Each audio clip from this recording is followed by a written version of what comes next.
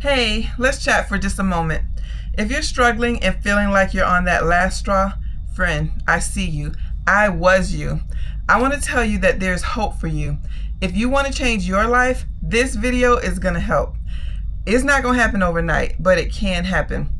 And I'm proof that it's worth it, okay? It seems like just a few years ago that I was a broke teenage mom sleeping on this couch with my baby girl on my lap. Today, oh my goodness, I am cruising the world full time. I'm financially free, I'm at peace, and I'm well rested. I want to show you how I got here and how you can change your life. Hey y'all, if you're new to the channel, welcome. If you're not, welcome back. I'm Linnell. I sold everything and now I live on cruise ships full time. If this video is a blessing to you, I want to encourage you to give it a thumbs up, subscribe to the channel, and then turn on notifications. Hit the bell for all notifications so that you never ever miss another video. And follow me on my journey from poverty to paradise. I grew up with almost nothing. As a teen mom, I felt like my life was already over. I was working fast food jobs, my bills were always late, my body was always tired, my mind was always anxious, and my dreams of being an engineer, they were buried under survival mode. All of the adults in my life, they worked hard, rough jobs until they died. Nobody was talking about any kind of retirement or the soft life. But deep down inside, I knew that there had to be something more. Everything changed when I started reading these 3 books. The Richest Man in Babylon taught me to pay myself first. The Simple Path to Wealth, it showed me that money can grow even if I didn't have much. And Die with Zero reminded me not to wait to live your life now. These 3 books lit a fire in me. Then on top of that, I started listening to a gazillion YouTubers who taught me about getting out of debt and the FIRE movement. Some of them were Dave Ramsey, Mr. Money Mustache, Amon and Christine from Irish Journey, Graham Stephan, Paula Pant, and a whole bunch of others. I started listening to them and paying off debt and saving like my life depended on it. I lived on less than half of my income, and every time I could, I put money into index funds and I-bonds. I know, a lot of people do individual stocks and things like that, but I was doing index funds and I-bonds. Simple, boring, powerful. There was no shortcuts, no magic, just small, steady steps. Eventually, my money started working harder than I did. Last year, life started throwing a whole bunch of rotten tomatoes at me. I prayed and prayed, and I was reminded of all those times that I had saved for the future me. I did the math, and I realized I had enough money saved and invested to cover my basic needs for the rest of my life. Future me was here, and I was so thankful that I was ready. And when that happened, I chose freedom. Now I live light, I travel, I cruise, I breathe. I'm not wealthy by any means of the imagination. Don't get it twisted. I'm not wealthy, but I'm free. I made it out of poverty. Thank you, Jesus.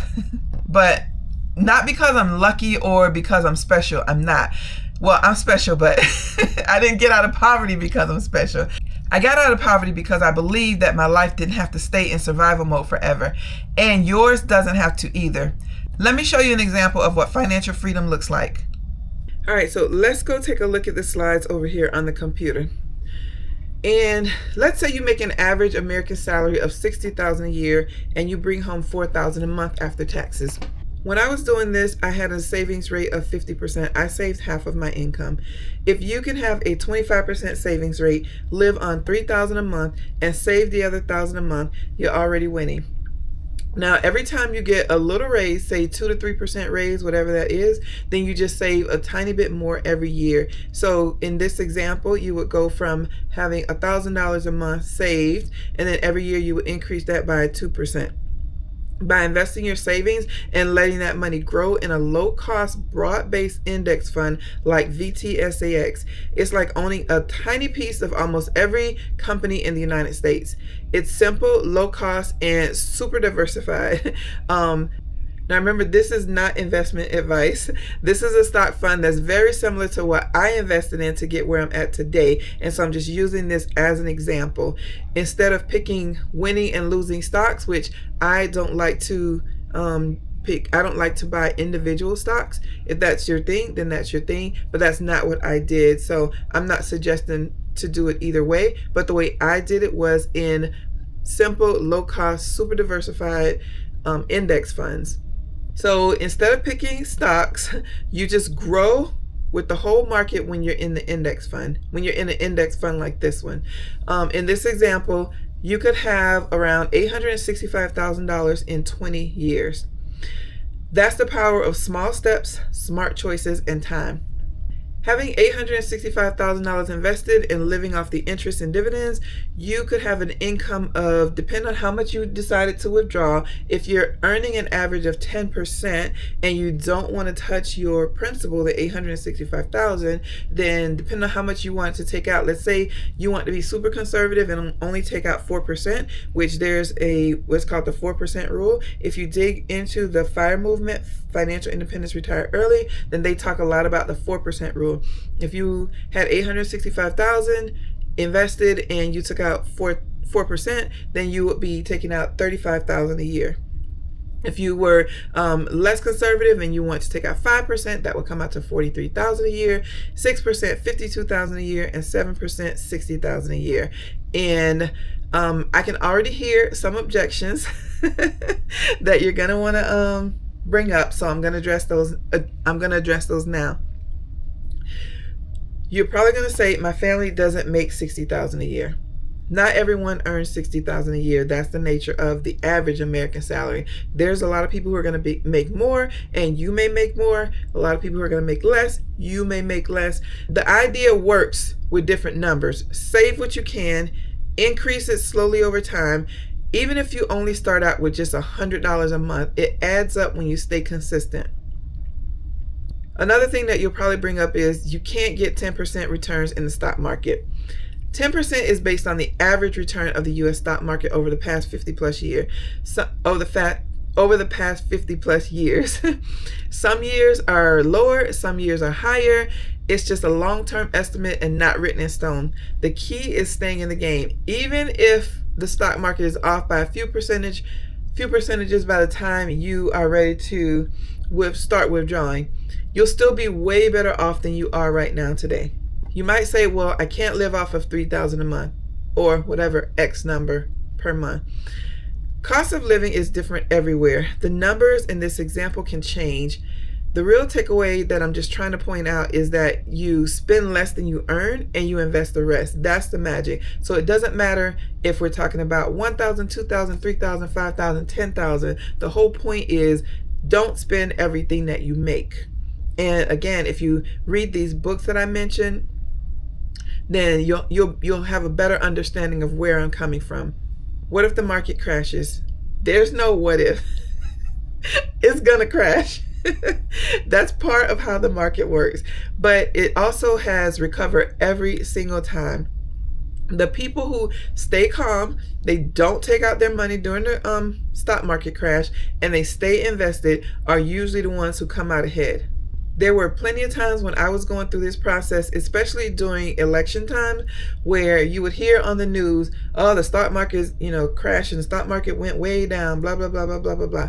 Don't even pay attention to that kind of stuff, or this will not work for you. Because if you look at as I said, the average of the stock market, it always, even though it crashes, it's kind of like a yo-yo. It's going to go up, it's going to go down. But kind of like that, that I don't even know what it's called, the yodeling man on Price is Right. I can't sing, so I don't even want to repeat that song, but you know what I'm talking about if you watch Price is Right. It's going to go up, there's going to be some dips, it's going to keep going up, and there's going to be a slant. But so far as historically, what the market has done, what the stock market has done since before you and I were born, over 50 years, it's been steadily going up, and it's always recovered. So that's not something that I'm worried about. Again, this is not financial advice. I'm not telling you to put your money in the stock market. I'm telling you what I did and how I got to where I'm at. Another concern might be this only works if you never touch the money. Yes, that's the whole purpose. That's the whole point. This is long-term money. The idea is to build future freedom and not fast cash. You should have a separate emergency savings fund to keep to stop you from having to dip into this. So having an emergency, or things come up, or you have a funeral, or you have a wedding, and you don't go and touch this money for that. You make sure in your regular monthly budget, whether that's $3,000 a month or whatever your budget is, then you always take out a little bit per month and add to your emergency fund, so that emergency fund is always growing. So when something comes up, you're not touching this money here. This is for your future self. This is for future you, not for emergency you, not for cousins who need some money, not from uncle and aunt or brother who got in some trouble. No, this is for future you, okay? And probably another thing that's going to probably come up in your head is this doesn't work for people who are in debt. Listen, I had debt. I understand that. For me, the way that I did it, I put my debt in as a part of my monthly budget plan to ensure that those debts got paid off. If you have debt, focus on paying it down, especially if it's high interest debt, and like I had some high interest credit card debt, you definitely want to focus on that. But once you free up that cash, investing is how you build wealth instead of just catching up. So if you're tired or stuck or broke, remember this. Just start. Start wherever you are. Use what you have and just begin. Doesn't matter how much, just start. You're not stuck, not forever at least, and I'm rooting for you. I have links to the books that I've read and to the channels that I mentioned in the video description. Also, I made this video right here where I walk you through the fast track out of poverty to paradise. Head over there next and check out this video.